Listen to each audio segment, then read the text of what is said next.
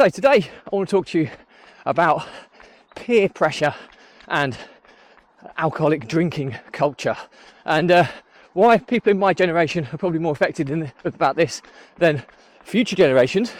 But if you go out with socialise regularly with people and feel pressure to drink, keep on watching, keep on listening. This will be hopefully useful for you.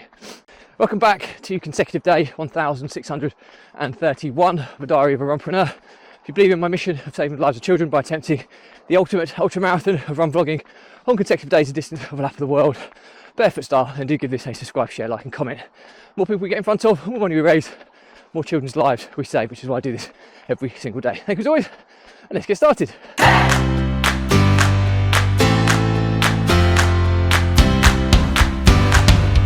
So, consecutive day 1631 of a diary of a Runpreneur, and today I'm talking about peer pressure and alcoholic drinking culture.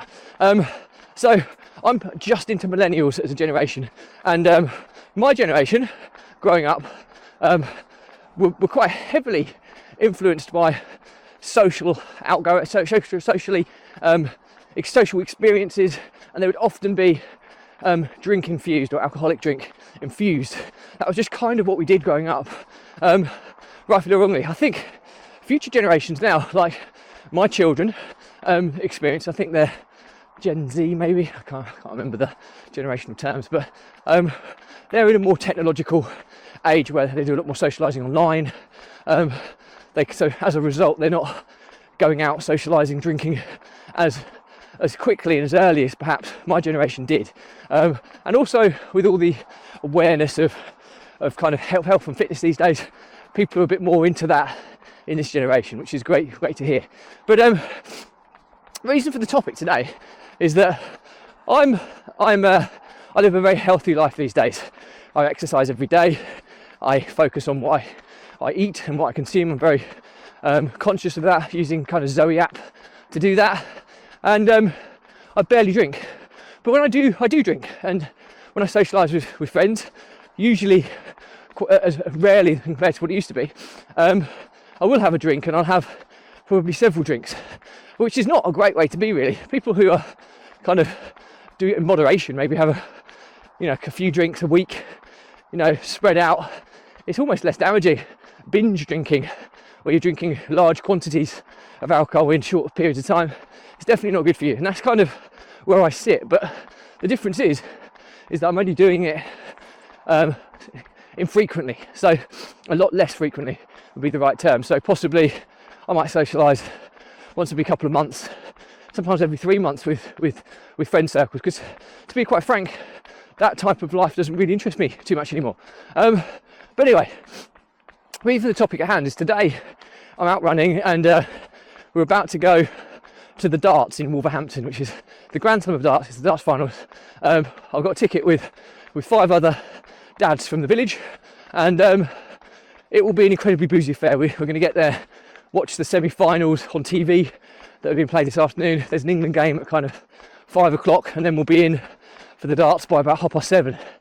But we'll leave at about 12:30, so we'll probably be starting to drink from about possibly as early as 2:30, 3 o'clock time, which is incredibly early for me, and it makes it a real long day, especially when you're consuming alcohol. So, and these guys in the same generation as me, so they're all looking forward to it, excited to do it. They're all quite frequent drinkers as well, so they're a bit more hardened to it than perhaps I will be. So I have to be very mindful of that and not be silly, because it's dangerous if you get pulled along in kind of drinking peer pressure.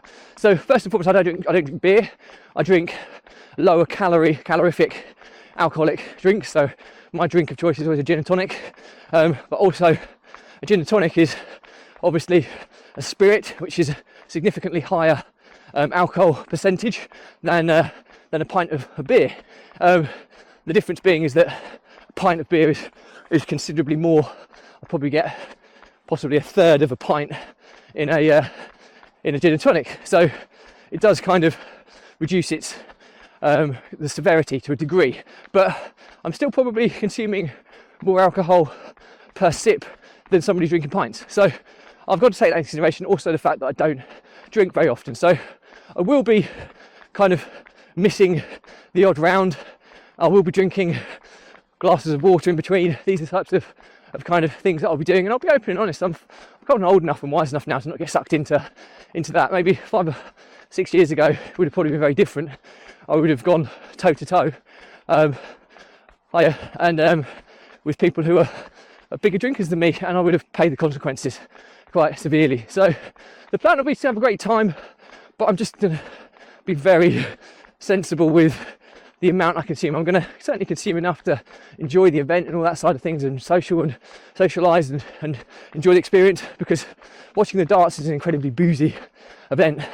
But yeah, I will be very consciously aware of how much I'm consuming on the basis that I'm not really trained for it. So the learnings from my diary today are that, you know, alcohol drinking and peer pressure is certainly something that a lot of millennials will be able to resonate with. It's a culture that we kind of grew up with, certainly in the UK. Fortunately, future generations are a little bit more kind of health and fitness savvy, and you know, they're not socialising perhaps in the same way that millennials did. But my point today is that if you are somebody who gets invited out to social events regularly and you go and you're not a big drinker, it's not a bad thing at all just to, you know, understand your limitations and to slow your drinking down. Don't keep up with others. There's no prize for who can get the drunkest the quickest and who can throw up the quickest. None of that. Also, perhaps have a glass of water between each drink. Keep you hydrated, keep the alcohol flushing through your system a little bit more efficiently, and it just keeps you a little bit more aware of what's happening, because the problem is with alcohol, it masks your kind of emotions, and you can end up getting pulled in all sorts of different directions that you perhaps wouldn't usually do. I'm just going past some people, so just bear with me a second. Hopefully this dog doesn't savage me. Thanks, mate. Cheers. So yeah, so just be very aware. And you know what? It's not seen anymore as a negative if you're not going toe to toe with other people in rounds of drinks. Miss the odd one out if you have to. Not a problem. It's about having a good time and not having a health related issue or sickness related hangover, limiting the damage of that for the following day. So anyway, hope that's useful.